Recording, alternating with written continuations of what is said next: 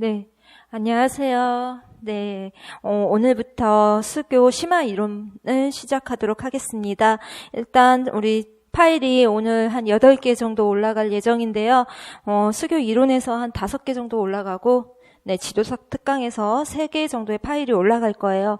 일단 수교 심화 이론 강의 계획서부터 좀 보도록 할게요. 네, 강의 계획서를 보시면 오늘 1주차라고 되어 있는 부분에 보시면 2015 개정교육과정과 평가 부분이 나오고 있어요. 그래서 1, 2월에 했던 내용을 중에 좀 설명이 좀 부족하다라고 싶은 부분을 제가 별도로 모아서 오늘 파일로 구성을 했거든요. 그래서 그 부분에 대한 내용을 좀 얘기를 하고요. 2주차에 보시면 연역법과 분석종합법 이 있고요. 직관적 방법과 역사 발생적 원리가 있어요. 이 부분도 어떻게 보면 기본 이론에서 많이 다루지 않았던 부분이기 때문에 좀 더 심화해서 다룬다 생각을 하시면 되고요.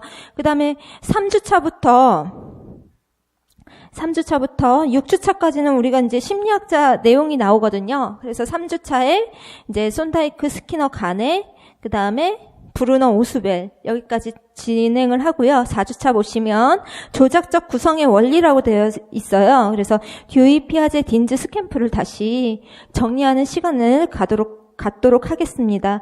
5주차를 잠깐 보면은요. 이제 라카토스의 수학적 발견의 논리와 폴리아의 수학적 발견수를 좀 비교해 볼 거예요.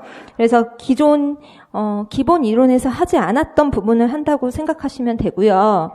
그 다음에 뒤에 보시면 귀납과 유추, 은유라는 부분이 있어요. 그래서 이것도 어떻게 보면 우리가 귀납, 유추는 다루지 않았거든요. 그래서 그 부분에 대해서 얘기를 하겠습니다. 6주차에서는 이제 프로이덴탈 반일 브루소가 있는데 우리 실론에 나와 있는 내용을 겨우 다룬 형태였어요. 그래서 좀 더 확장 심화해서 다룬다라고 생각해 보시면 되겠습니다. 마지막 7주차와 8주차의 수교재 부분을 총 복습하도록 할 건데요. 이렇게 해서 강의가 구성이 돼요. 그래서 일단 지도서 특강은 강의 계획서는 이제 뒷페이지에 나오는데 지도서 특강 시간에 강의 계획서를 좀 살펴보도록 할 거고요. 뒤에 페이지 보시면 기출 특강 강의 계획서가 있어요. 네. 3페이지에 보시면 기출문제 풀이가 언제부터 진행이 되냐면 3월 24일 토요일부터 진행이 됩니다. 그래서 지금부터 한 2주 있다가 진행이 된다라고 생각을 해주시면 돼요. 먼저 이제 영역별로 들어갈 건데 수학 교육사부터 시작을 해서 마지막에 교직 수학 부분이 있죠. 네, 그래서 3월 24일부터 6월 23일까지 네, 약 3개월 동안 진행이 된다라고 생각을 해주시면 돼요. 그래서 우선 강의 계획서에 대한 얘기는 했고요. 네, 그래서 이제 지도서 특강을 진행하는데 지도서 특강 책을 어떤 걸 준비를 해야 되는지 모르는 학생들이, 네, 모르는 선생님분들이 굉장히 많으셔가지고요. 일단은, 네, 지도서 특강 교재를 안내하겠습니다.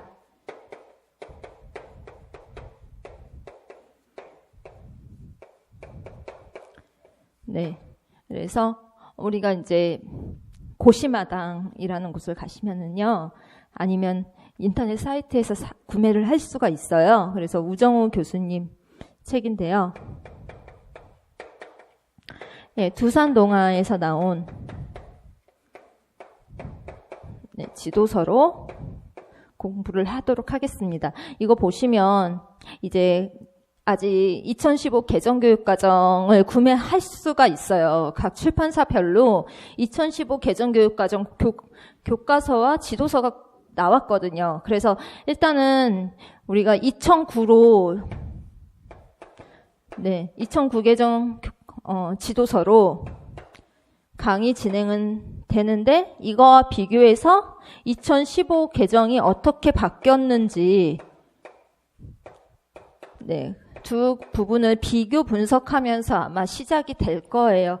그래서 지도서 부분은 네, 이게 되고요.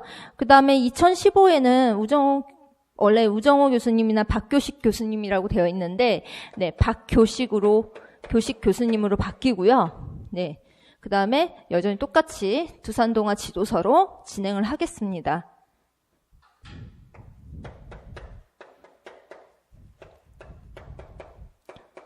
혹시요, 저한테 요 자료가 있는지 궁금하신 분은 제가, 이게 저작권이 있기 때문에 저한테 네, 메일을 보내신 분들에 한해서 제가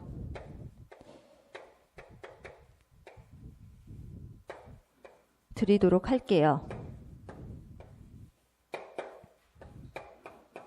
네, 일단 네, 메일 주소가 이렇게 되고요. 지도서 특강을 진행하는데 약간 참고 자료 같은 게 필요하신 분은 이 메일로 메일을 보내시면 제가 답장의 형태로 답변을 해드릴게요. 그래서 지도서 특강 교재에 관한 네, 약간 자료가 있거든요. 그래서 강의 진행을 원활하게 하는데 필요한 자료를 드릴 테니까 네, 일단은 저한테 메일을 보내주시면 그 후에 답변을 해드리도록 하겠습니다. 이렇게 해서 이제 오리엔테이션은 끝났고요. 자, 오늘 나갈 부분이 어디냐면 일단 수학교육학 심화 이론에서 1주차라고 되어 있어요. 예, 페이지 1부터 34까지 들어가 있고요. 구성은요. 우리 앞에서 개정 수학과 교육과정의 내용을 그냥 대략적으로 네, 비교하면서만 훑어봤어요. 근데 이렇게 개정된 사유를 정확하게 아셔야 될 것 같아서 그 개정된 사유를 제가 준비를 해왔어요. 그래서 그 부분을 쭉 보시면 되는데 1페이지부터 대략 네, 25페이지까지 개정 사유가 정리가 되어 있습니다. 그거를 이번 시간에 조금씩 다 살펴보도록 할 거고요. 26페이지부터 34페이지까지는 현재 우리나라의 평가, 네, 평가에 관한 내용이 들어가 있어요. 그래서 26, 27, 28까지는 네, 26, 27, 28, 29, 30까지는 우리가 지금 2015 개정교육과정에서 보는 교수학습 및 평가의 방향이 들어가 있고요. 그 다음에 31페이지부터는 뭐냐, 현재 우리나라에서 수학교육에서 강조하고 있는 과정중심 평가에 대한 부분이 나와요. 그래서 그 부분에 대한 얘기를 좀 하고 마무리 짓는 걸로 하겠습니다. 네, 일단 이제 수업을 시작하도록 할 건데요. 지금 항상 갖고 다니셔야 되는 것이 이제 참고 자료 1이라고 되어 있는 개정 수학과 교육과정 성취 기준이에요. 이거는 이제 교육과정이라는 문서에 나와 있는 부분 중에 성취 기준을 제가 발췌를 했거든요. 그래서 이 부분은 항상 가지고 다니셔야 될 것 같고요. 그 다음에 참고 자료 2는 뭐냐? 2015 개정교육과정에 따른 피타고라스 정리의 정당화 지도 구현 방안에 대한 연구.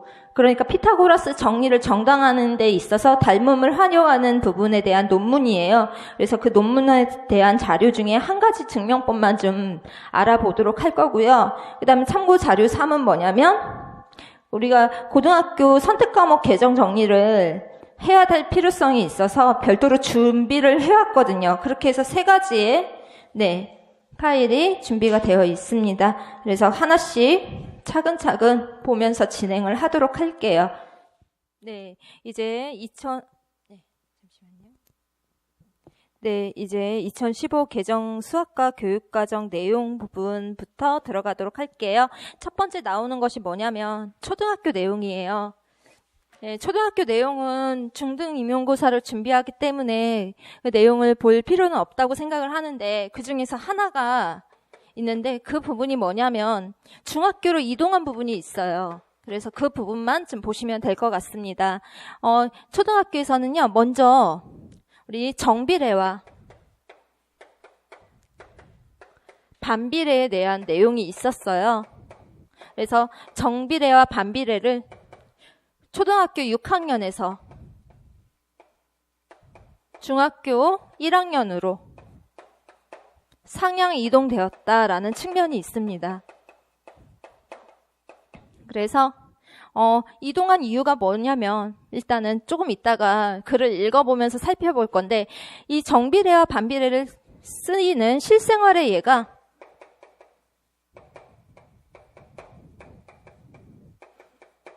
매우 제한적이었고요.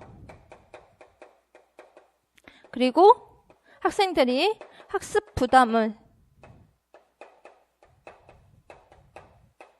경감시키기 위해서 이동이 되었다라고 보시면 됩니다. 그러면 중학교에서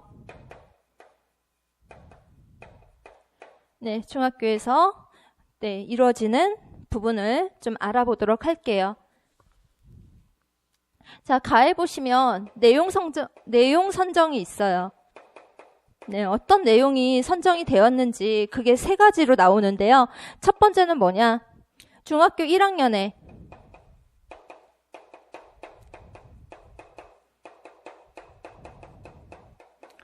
학습량과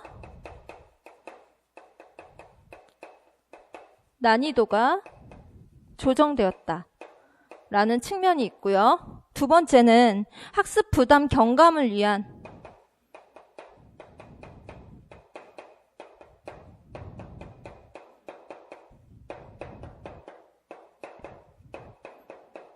내용 조정의 측면이 있었어요. 그리고 세 번째는 실생활 중심의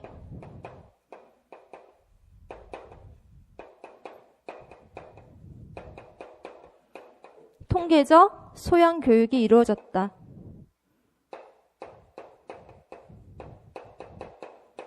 이렇게 해서 내용을 3가지의 분류 카테고리에 맞춰서 설명하고 있는데요. 각각 좀 알아본다면 얘 같은 경우에는 중학교 1학년은 솔직히 수학이 너무 계산이 과다해요. 그래서 그 부분을 좀 없애기 위해서 어떤 부분이 좀 삭제가 됐느냐. 첫 번째 나오는 게 최대 공약수와 최소 공배수가 활용 부분이 삭제가 되었습니다. 그리고 두 번째가 뭐냐? 도수 분포표에서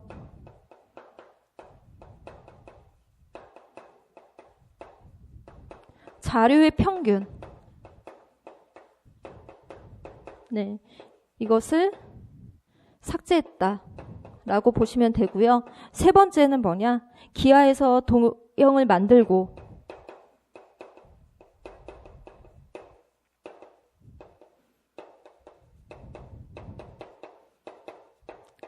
조작하는 활동이 강조되었다. 그리고 마지막으로 함수 개념이 원래는 기존의 교육과정은 함수 개념을 중학교 1학년에서 항상 배웠어요. 그래서 이 부분을 중학교 2학년으로 상향 이동되었다라는 측면을 보시면 될 것 같아요. 그래서 1학년에 학습량과 난이도 조정 측면은 이렇게 4가지 테마가 있고요. 두 번째 보시면 학습 부담 경감을 위한 내용 조정이다라고 해서 그 부분에 대한 것도 이미 기본 이론 시간에 얘기를 했어요. 그래서 중2에 뭐가 이동이 됐는지 중2에 보시면 연립 1차 부등식이라는 부분이 있어요. 그리고 이게 어디로 갔죠? 연립 1차 부등식이 고등학교 1학년으로 상향 이동되었죠. 그 다음에 중학교 3학년은 2차 함수의 최대값과 최소값이 있었죠.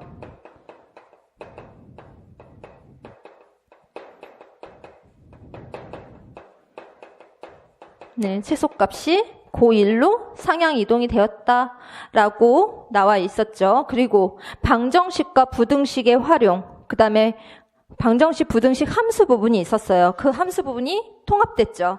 그리고 중학교 2학년에 곱셈 공식과 중학교 3학년에 인수분해가 통합되었다. 그리고 중학교 3학년에 근호를 포함한 식의 사칙 계산,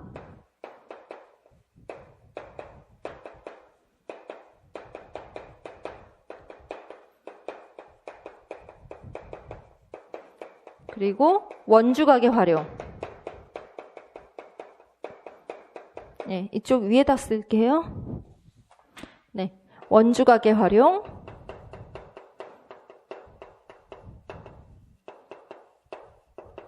네, 약화되었다라고 보시면 되고요. 마지막으로 중학교 3학년에서 제가 참고 자료를 드렸죠. 피타고라스 정리.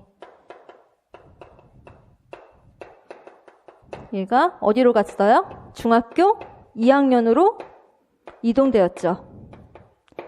네, 그래서 이렇게 학습 부담 경감을 위한 내용 조정의 측면은 네, 이런 형태로 이루어졌다라고 보시면 되고요.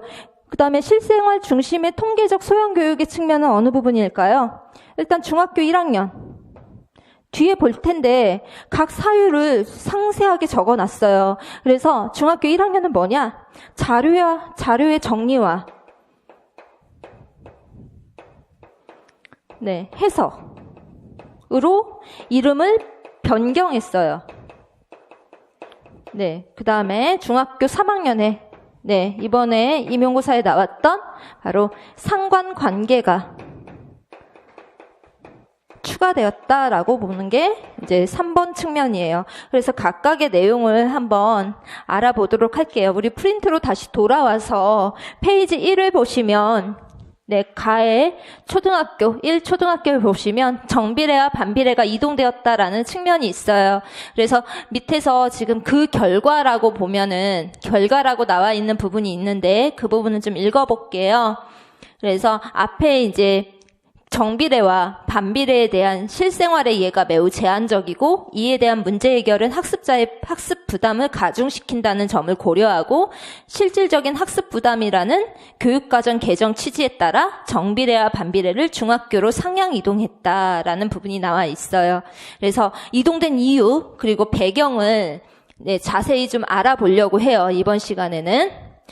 자, 그 다음에 중학교 내용 볼게요. 첫째, 둘째, 셋째라고 해서 페이지 1에 네, 첫째는 이라고 되어 있죠. 그 부분에 대한 내용이 뭐냐? 중학교 1학년의 학습량과 난이도 조정으로 라고 되어 있죠. 그래서 교육부는 사교육 경감 및 공교육 정상화 대책으로 초등, 중학 학교 급간 학습량과 난이도가 완만히 상승할 수 있도록 학습량을 재조정을 강조하고 있다라고 되어 있죠. 그래서 어떤 내용이 개정이 되었냐. 그래서 내용 부분을 본다면 이해 보시면 그 중간에 이해라는 부분 보이나요? 그래서 이해 보시면 중학교 1학년 내용 중 최대 공약수와 최소 공배수의 활용을 삭제하고 도수 분포 표현의 자료의 평균 삭제하였으며 기하에서 도형을 만들고 조작하는 활동을 강조하였다라고 나오죠. 그리고 중학교 1학년에서 다루던 함수 개념을 중학교 2학년으로 상향 이동함으로써 대수식에 얽매이지 않고 실생활 맥락에서 그래프를 그리고 해석하는 활동을 다루도록 하였다라고 나와요. 그래서 우리가 첫 번째 중학교 1학년에서 나오는 부분이 그래프의 이해 부분이 나오죠. 그 다음에 나오는 게 뭐예요? 중학교 2학년에 본격적으로 함수가 도입이 됩니다. 그래서 그 부분이 좀 변화했다라고 보시면 되고, 네, 정비례, 반비례는 초등학교에서 중학교로 이동되었다라는 측면. 그 다음에 둘째 볼게요. 학습 부담 경감을 위한 국제 비교 연구를 바탕으로 중학교 2학년 연립 1차 부등식을 고등학교로 상향 이동했고 중학교와 고등학교의 내용 중복으로 지적된 중학교 3학년 2차 함수의 최대값과 최소값을 고등학교로 상향 이동되었다라고 되어 있죠. 그 다음에 그 밑에 보시면 이제 활용 측면 부분이 통합되었다라고 보시면 되고요. 그 다음에 밑에 보시면 중학교 2학년 곱셈 공식과 3학년 인수분해를 통합하여 학습 부담을 줄이고자 하였고 또한 중학교 3학년 근호를 포함한 시계 사칙 계산 원주각의 활용 약화 학년별 학습량 적정화를 위해 피타고라스를 중학교 2학년으로 이동하였다. 앞에서 이미 살펴본 내용이에요. 셋째 보시면 통계적 소양 교육을 위해 중학교 1학년과 중학교 3학년 통계를 자료의 수집, 정리, 해석의 실생활 중심 통계 교육이 되도록 재조직했다. 그래서 중학교 1학년은 자료의 정리와 해석으로 이름을 바꿨고, 그 다음에 중학교 3학년은 상관관계를 추가했다라는 내용을, 중학교의 개표적인 내용이 바뀐 부분을 앞에서 서술하고 있고요. 그리고 3페이지부터는 뭐냐? 2페이지에는 내용 체계가 있고요. 참고로 보시면 되겠고, 3페이지에는 자, 내용 관련 쟁점이라고 해서 어떤 배경으로 바뀌게 되었는지 그 배경에 대해서 설명하고 있어요. 그래서 어떻게 보면 우리 책에 나온 실론에 나와 있는 부분보다 더 상세하게 설명하고 있습니다. 그 내용을 좀 하나씩 보도록 할게요. 일단 최대 공약수와 최소 공배수가 이 부분이 삭제된 이유. 네, 볼게요. 가에 보시면 최대 공약수와 최소 공배수 활용 성취 기준이 삭제된 이유가 뭐예요? 이미 초등학교 때 학습한 개념이래요. 그래서 이를 중복하여 소인수 분해해서 다룰 필요는 없다. 밑에 볼게요. 그래서 이에 최대 공약수와 최소 공배수 활용 성취 기준을 삭제하고 교수학습 방법 및 유의사항에 최대 공약수와 최소 공배수는 자연수의 소인수 분해를 이용하는 범위에서 다룬다를 제시하고, 네, 평가 방법 및 유의사항에 최대 공약수와 최소 공배수를 활용하는 복잡한 문제는 다루지 않는다를 명시하였다. 네, 그래서 이 부분을 보시면 되고, 삭제된 이유는 이미 초등학교에서 배웠기 때문에 중복해서 강조할 필요가 없다라는 측면이 부각이 됐어요. 그래서 그 부분이 좀 삭제가 됐고요. 이제 문자식 부분 볼게요. 문자식 보면 연립 1차 부등식의 고등학교 상향 이동의 측면이 나와 있는데요. 여러 나라를 보시면 이 연립 1차 부등식의 그 내용을 다루는 나라들이 보시면 거의 고등학교에서 다룬대요. 그래서 그걸 맞춰서 보시면 될 것 같은데, 우리나라의 경우 밑에 보세요. 네, 우리나라의 경우 개수가 문자인 연립 1차 부등식 문제, 연립 1차 부등식을 만족하는 정수의 개수를 구하는 문제, 복잡한 활용 문제 등으로 학생들이 학습 부담을 크게 느끼고 있었다. 그래서 이동된 이유가 뭐냐면 학습 부담 경감의 측면으로 이동이 됐어요. 중학교 학생들이 이해하기가 어렵다라는 측면이 반영이 됐다라고 생각을 해주시면 돼요. 그 다음에 나에 보시면 방정식 부등식 함수에서 활용 성취 기준 통합 기술했다.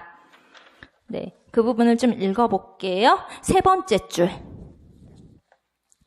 네, 우리가 활용은 어떻게 보면은 수능 문제, 마지막 문제 생각하면 돼요.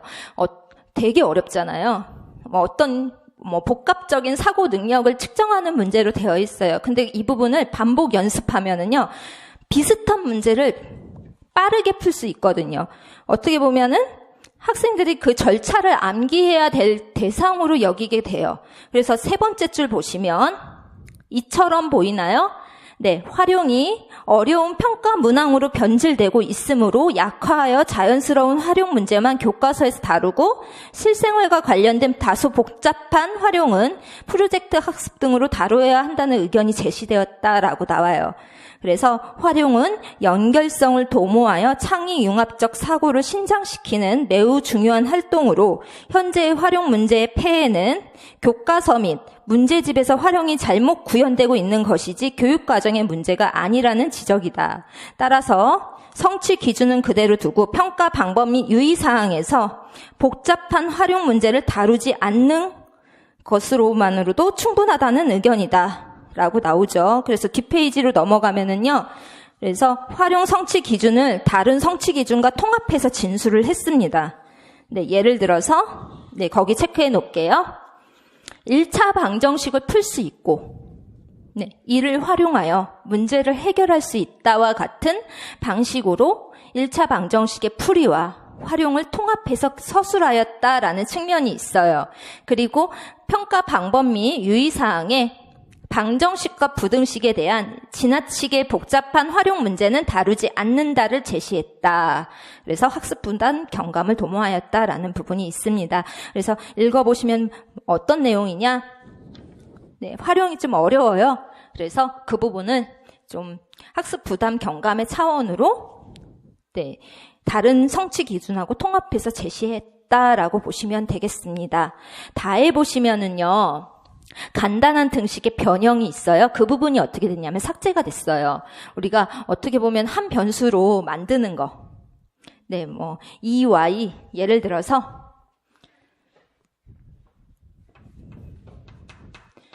2x 플러스 y가 있고요. 얘는 뭐 4x 플러스 3y 플러스 g가 있어요. 그럼 g에 대해서 바꾸는 거 뭐죠?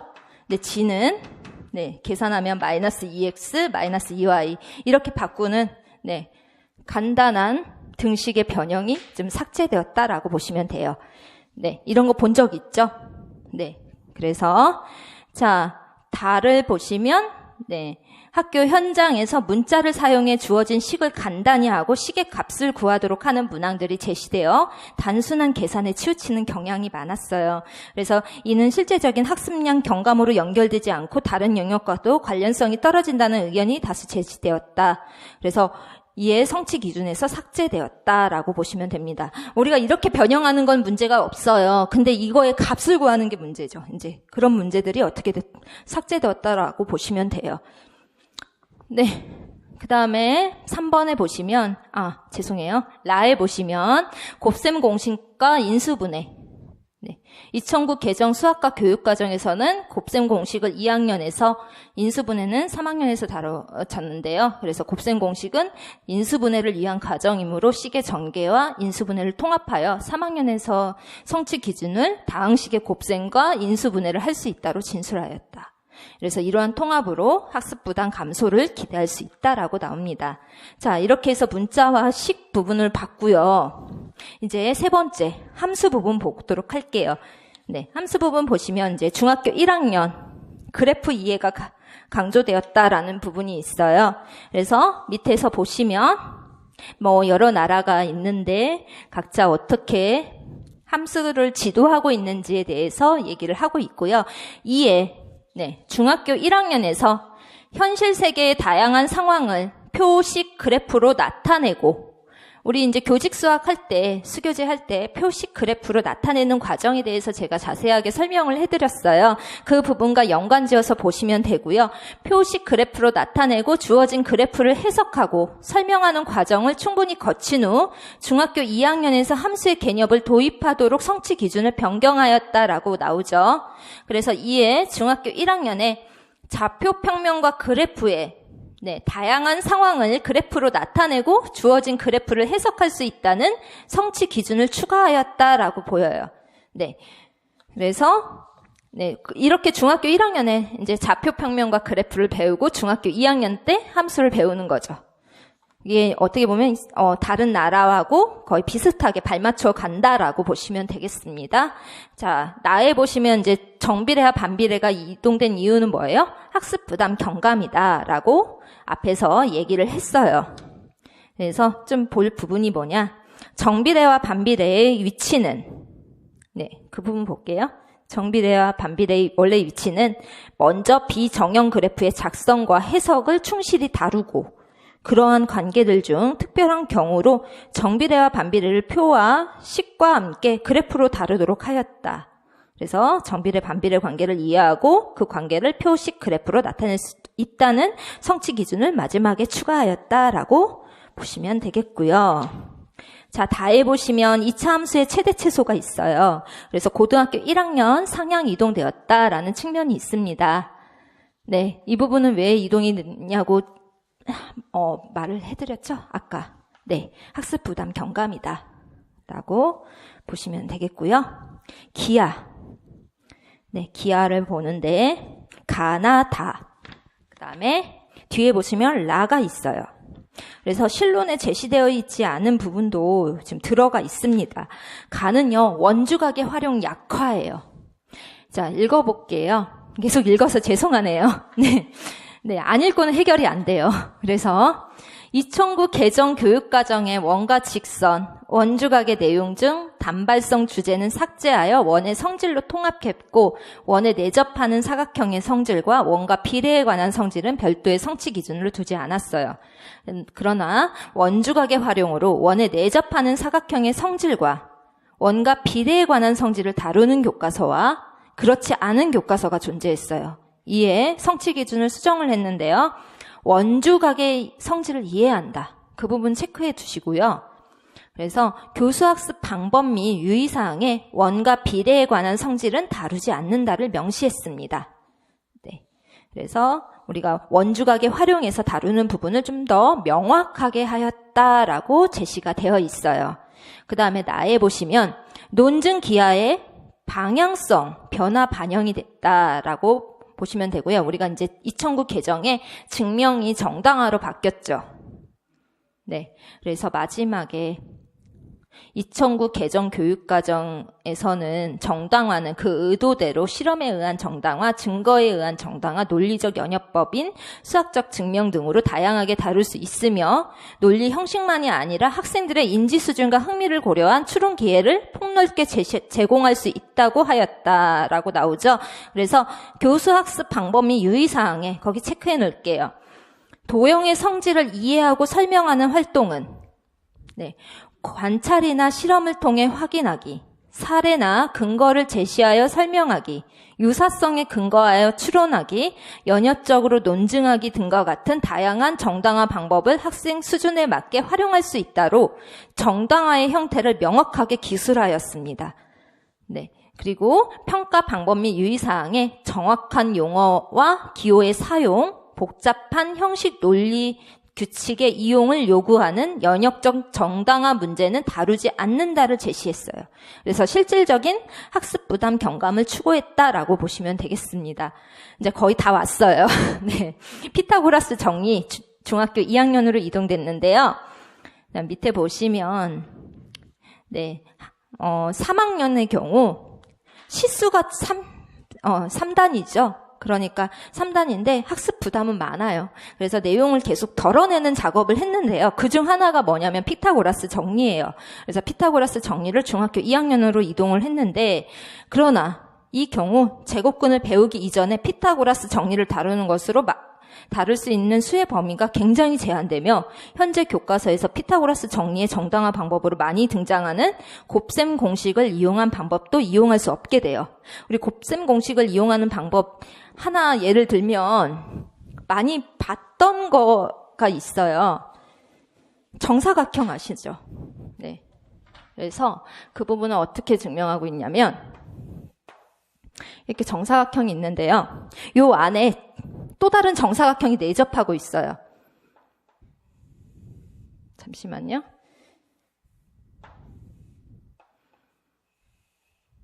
자꾸, 제가 그림을 잘 못 그려가지고, 이렇게.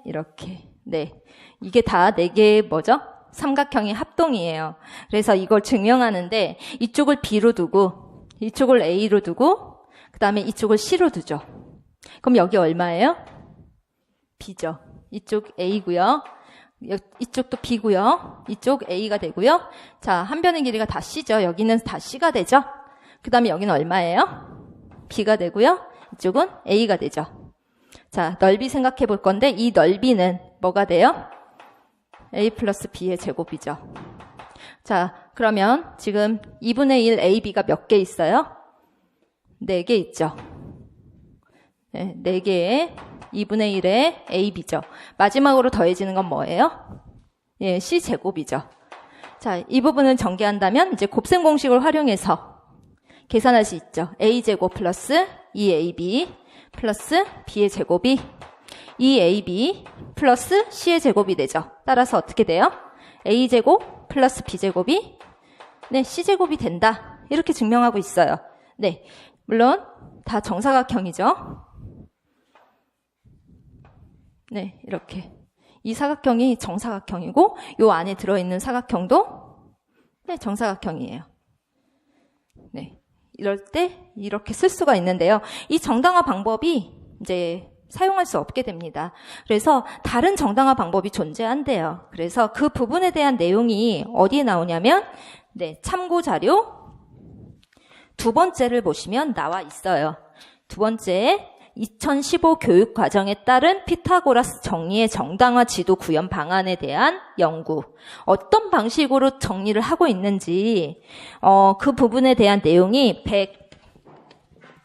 134페이지 보시면 피타고라스 정리의 닮음을 이용한 증명 방안이 나와요. 그래서 이 부분을 보시는데 닮음을 활용해서 피타고라스 정리를 증명하고 있어요. 별도로 따로 설명을 안 드려도 되죠. 여기에 식이 상세하게 나와 있는데 삼각형 ABC하고 뭐하고 닮음이에요? A, C, D하고 닮음이에요. 그래서 그 닮음을 이용해서 B제곱이 CX가 되고 A제곱이 CY가 된다라는 식을 이끌어냈어요. 그럼 두 식을 더하면 어떻게 돼요? A제곱 더하기 B제곱이 C에 X 더하기 Y가 되죠. 근데 X 더하기 Y는 뭐예요? 다시 C가 되니까 C제곱이 된다라고 해서 닮음을 이용한 증명 방안이 나와 있고요. 그 옆에 보면 또 다른 방법이 몇 개 소개가 되어 있어요. 네, 논문 보시면서 어떻게 정당화가 되는지 그 부분을 보시면 되겠습니다. 그래서 한 10페이지 정도 되는데요. 실제로 볼 부분은요. 피타고라스 정당화 방안만 좀 더 보시면 되고요. 네, 중학교 2학년 수준에 맞춰서 지도하는 방안이 뭐가 있을까라고 궁금하신 분은 더 자세하게 읽어보시면 될 것 같습니다. 자, 그래서 네, 다른 방법이 존재하고까지 읽은 거예요. 네, 다른 방법이 존재하고 오히려 중학교 2학년에서 피타고라스 정리를 도입한 후 제곱근, 2차 방정식, 삼각비 등의 중학교 3학년 내용을 피타고라스 정리의 맥락에서 일관되게 다룰 수 있어 장점이 많다는 의견이 다수였다. 그래서 중학교 2학년으로 이동하였다라는 부분이 있어요. 그래서 그렇게 보시면 되겠습니다. 자, 이제 마지막 란데요. 네, 기호 문제가 대두가 됐어요. 그래서 기호 문제가 원래는 우리가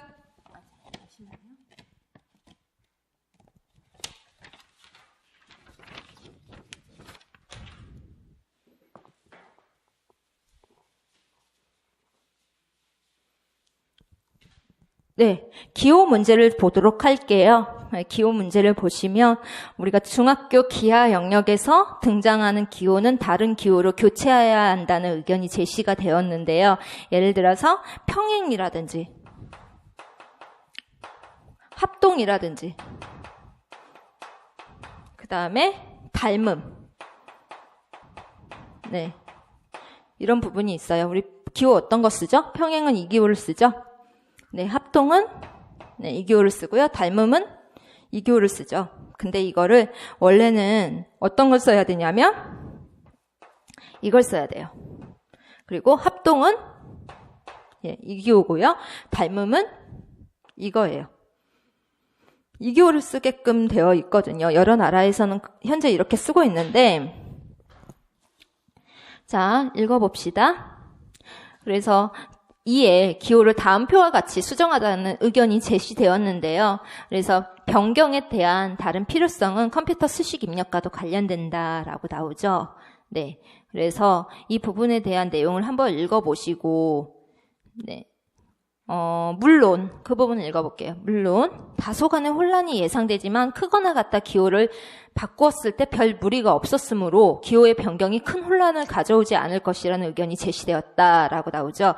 그러나 현장 혼란의 우려와 더불어 기존 기호들이 일본 교육과정에서도 사용되고 있으며 현장에서 변경에 대한 필요성이 그리 크지 않으므로 기존 기호를 유지해야 한다는 의견도 제시가 되었어요. 이에 기존 기호를 유지하기로 하고 장기적인 관점에서 연구하기로 하였다. 근데 변화가 안 된 부분이에요. 그냥 기존 기호 쓰겠다는 거죠. 근데 앞으로는 개선의 여지는 있어요. 이제 나중에 이 부분은 그냥 한번 읽어보시면 되겠고, 기호가 이제 원래는 학습 요소에 그래서 기호만 남게 된 거예요. 이런 기호하고, 네. 그 다음에 이거, 그 다음에 이거. 이렇게 기호만 남게 된 거예요. 이렇게 기호만 남게 된 이유가 뭐냐면, 네. 이것 때문이에요. 이 사유 때문에. 마지막으로 읽어볼게요. 자, 이러한 혼란을 피하고자 부분이 있어요. 마지막에 보시면 네, 이러한 혼란을 피하고자 합동, 닮음 등이 그 기호만 학습 요소에 제시되어 있는 것과 마찬가지로 네, 평행하다, 수직하다도 기호만을 학습 요소에 제시하기로 하였다라고 나와 있죠. 그래서 이 부분을 읽어보면 뭘 파악할 수 있냐면 현재 우리나라 교육과정에서 기호에서 그전에는 설명이 있었어요. 근데 이 기호에 대한 설명이 이렇게만 남은 거예요. 다 빼버리고 요것만 남은 거죠. 네, 그 이유를 찾는다면 여기서 찾을 수가 있다라고 보시면 됩니다. 이거는 굳이 임용에는 우리 책에도 안 나오고요. 임용에는 나오진 않는 부분이니까 참고로 한번 읽어보시면 될 것 같아요. 5번째 보겠습니다. 확률과 통계 보시면 공학적 사고에 대한 성취 기준이 추가됐다. 네, 그래서 마지막에 볼게요. 마지막에 보면 2에 중학교 1학년 통계의 자료의 정리와 해석에 공학적 도구를 이용하여 실생활과 관련된 자료를 수집하고 표나 그래프로 정리하고 해석할 수 있다는 성취 기준을 추가하였다. 라는 부분만 좀 읽어보시면 되겠습니다. 그리고 나의 좀 전에 통계 영역, 중영역명을 변경했어요. 원래는 도수 분포와 그래프였어요. 근데 뭘로 바뀌었냐면 자료의 정리와 해석으로 바뀌었다라고 보시면 되겠고요. 넘어갈게요. 다에 보면은 도수 분포표에서 자료의 평균 성취 기준을 삭제했다. 네, 그래서 이게 어떻게 보면 평균 구하려면 계산을 굉장히 많이 해야 돼요. 그래서 이 부분은 학생들의 부담을 가중시킨다라고 해서 삭제가 됐습니다. 그래서 다를 한번 읽어보시면 되고요. 라는요. 네, 상관관계에 대한 성취 기준이 추가됐다라고 보시면 돼요. 특히 라는요.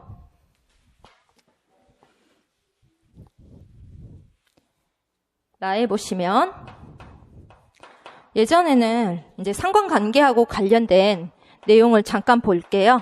네. 자, 상관관계에 대한 성취 기준이 추가되었다. 그래서 예전에는 상관도라고 얘기를 했어요. 네. 언제 상관관계가 등장했냐면 7차에서 등장했죠.